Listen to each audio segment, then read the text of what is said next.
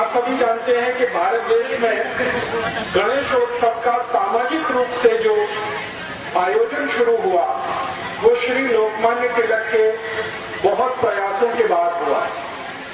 श्री लोकमान्य तिलक ने 1894 के साल में ये गणपति उत्सव का आयोजन शुरू किया।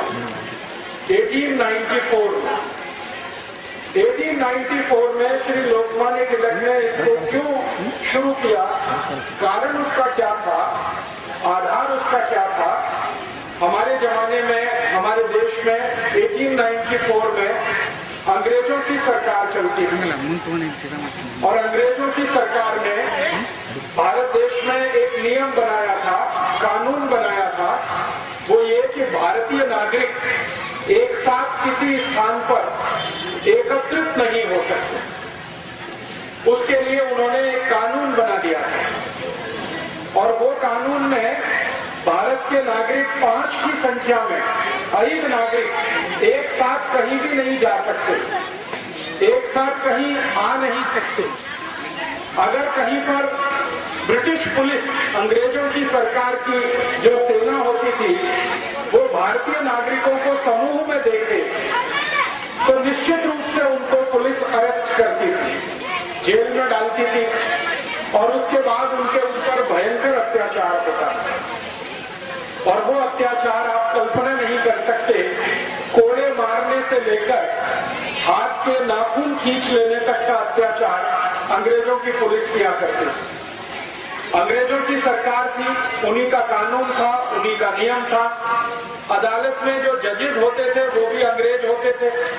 अगर कोई भारतीय नागरिक अंग्रेजी पुलिस के अत्याचार के विरुद्ध कोई शिकायत करे तो अदालत में वो शिकायत सुनी नहीं जाती थी, क्योंकि जज अंग्रेज होता था। ऐसा माहौल पूरे देश में बना हुआ था। हमारे भारत देश में सन 1875 में 1875 में एक महान व्यक्ति हुए थे, श्री बंकिम चंद्र चट्टोपाध्याय जी। उन्होंने एक गीत लिखा था 1875 में। वो गीत का नाम वंदे मातरम। तो वंदे मातरम गीत को गाने पर भी अंग्रेज सरकार ने पाबंदी लगा रखी थी। भारतीय नागरिक यदि वंदे मातरम गीत गाएंगे तो अंग्रेजों की पुलिस उनको जेल में पकड़ के बंद कर देगी, ऐसा कानून था। तो एक साथ हम एकत्रित नहीं आ सकते थे, कोई सामूहिक कार्य कर नहीं सकते थे, वंदे मातरम गीत नहीं गा सकते थे। ऐसे कड़े प्रतिबंध हमारे देश पर अंग्रेजों ने लगाए हुए थे।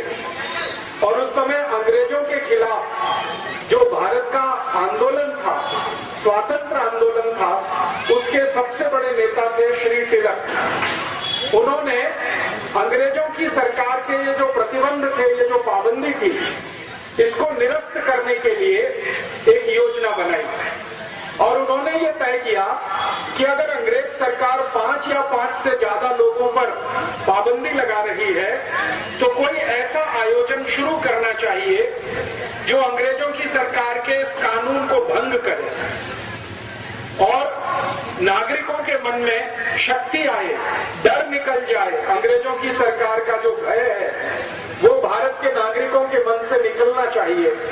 ऐसा सोचकर उन्होंने ये गणेशोत्सव शुरू किया। 1894 के पहले हमारे भारत देश में गणपति उत्सव होता था, गणेशोत्सव होता था, लेकिन वो घरों में होता था, परिवार के अंदर होता था। परिवार के लोग मिलकर गणपति उत्सव मनाते थे। पहली बार श्री लोकमान्य बाल गंगाधर तिलक ने 1894 में पुणे के शनिवारवाड़ा में पहले गणपति की स्थापना की। आप जानते हैं कि पुणे एक बहुत बड़ा शहर है, पूना महाराष्ट्र में। वहां पर एक बड़ा स्थान है शनिवारवाड़ा। इस शनिवारवाड़े में पहले गणपति की स्थापना हुई थी 1894 में और वो स्थापना स्वयं श्री लोकमान्य तिलक ने अपने हाथों से की थी। और उस स्थापना में एक गणपति मंडल उन्होंने बनाया था, शनिवारवाड़ा गणेश मंडल। वो भारत का सबसे पुराना गणेश मंडल है।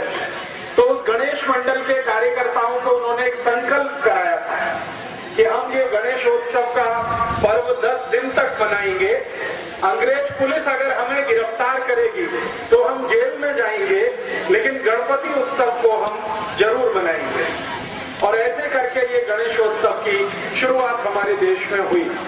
और सौभाग्य से क्या हुआ, 1894 का पहला जो गणेशोत्सव शनिवार वाड़ा में हुआ तो अंग्रेज पुलिस थोड़ी परेशान हुई, क्योंकि जो गणेशोत्सव को मनाने वाले कार्यकर्ता थे उनको वो पकड़ नहीं सकते थे।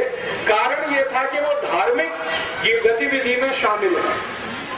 राजनीतिक गतिविधि में अगर वो शामिल होते, कोई पॉलिटिकल एक्टिविटी में होते तो पुलिस उनको अरेस्ट करती, लेकिन चूंकि वो धार्मिक गतिविधि में शामिल थे इसलिए अंग्रेज पुलिस ने उनको अरेस्ट नहीं किया और पूरे 10 दिन तक वो गणपति उत्सव चला।